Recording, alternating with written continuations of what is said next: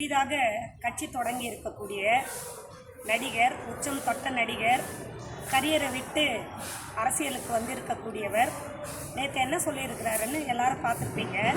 அவர் சொல்கிறாரு, எங்கள் கட்சியில் ஏழைகளும் அதே போல் இளைஞர்களும் அதிகமாக வந்திருக்காங்க, இதை பார்த்து எல்லாரும் பயப்படுறாங்க. ஏன் எங்கள் கட்சியில் ஏழைகள் இருக்கக்கூடாதா, அரசியலில் இளைஞர்கள் இருக்கக்கூடாதா அப்படின்னு சொல்லி கேலி கூத்தா பேசியிருக்கிறாரு. அதே போல் பார்த்தீங்கன்னா, ஒரு பக்கம் பாசிசம், இன்னொரு பக்கம் பாயாசம் அப்படின்லாம் ஏற்கனவே சொன்ன டைலாகையே திரும்ப திரும்ப சொல்லியிருக்கிறாரு.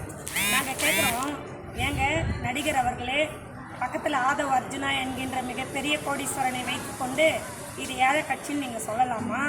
இளைஞர் அணின்றது முதல்ல பார்த்தீங்கன்னா, இந்தியாவிலேயே இன்று முதலமைச்சராக தமிழ்நாட்டை ஆண்டு கொண்டிருக்கக்கூடிய தளபதி மு.க. ஸ்டாலின் அவர்கள் தான் 1980 ஜூலை மாதம் இளைஞரணி என்ற ஒரு அணியை உருவாக்கி பல லட்சம் இளைஞர்களை, தமிழ்நாட்டில் இருக்கக்கூடியவர்களை திராவிட முன்னேற்ற கழகத்திற்கு அழைத்து வந்து இன்று வரை அவர்கள் சட்டமன்ற உறுப்பினர்களாக, பாராளுமன்ற உறுப்பினர்களாக, அமைச்சர்களாக, அன்று அவரால் கண்டெடுக்கப்பட்ட இளைஞர்கள் பலர் இன்று மிகப்பெரிய பதவிகளில் அரசியலில் கோலோச்சி கொண்டிருக்கின்றார்கள்.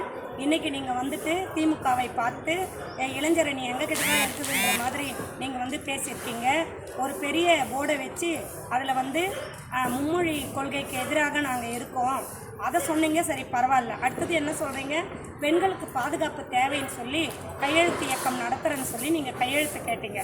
முதல் கையெழுத்தை நீங்கள் போட்டீங்க. அடுத்தது பிரசாந்த் கிஷோரை கூப்பிட்டு அடுத்த கையெழுத்து போடுங்கன்னு கேட்கும்போது அவர் போடலை. ஏன் தெரியுங்களா? ஏன்னா அவர் இந்தி பேசுகின்றவர், இந்தியை தாய்மொழியாக கொண்டவர். அப்படி அவர் எப்படிங்க உங்களுக்கு வந்து மும்மொழி கொள்கைக்கு எதிராக வந்து அவர் வந்து பேசுவார்? அவரை தானே உங்கள் அரசியல் ஆலோசகராக நீங்கள் இப்போ வச்சிட்ருக்குறீங்க. யோசிச்சு பாருங்கள், உங்களுடைய திட்டங்கள் எதுவுமே பலிக்காது. தேவையில்லாமல் பேசுகிறீங்க. யாரோ எழுதி கொடுத்த வசனங்களை நீங்கள் பேசிக்கொண்டிருக்கிறீர்கள்.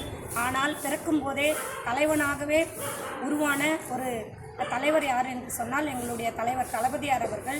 இந்த எந்த திட்டங்களாக இருந்தாலும் இந்த திராவிட மாடல் ஆட்சியில் சாதனை செய்வதற்காகவே இந்த திராவிட மாடல் ஆட்சியானது இயங்கிக் கொண்டிருக்கிறது என்பதை இந்த நேரத்தில் நாங்கள் தெரிவித்துக் கொள்கின்றோம். ஒரு விஜய் அல்ல, எத்தனை விஜய் வந்தாலும் அவர்களை முறியடிப்போம். மீண்டும் 2026 திராவிட முன்னேற்ற கழகம் 7வது முறையாக ஆட்சி அமைக்கும்.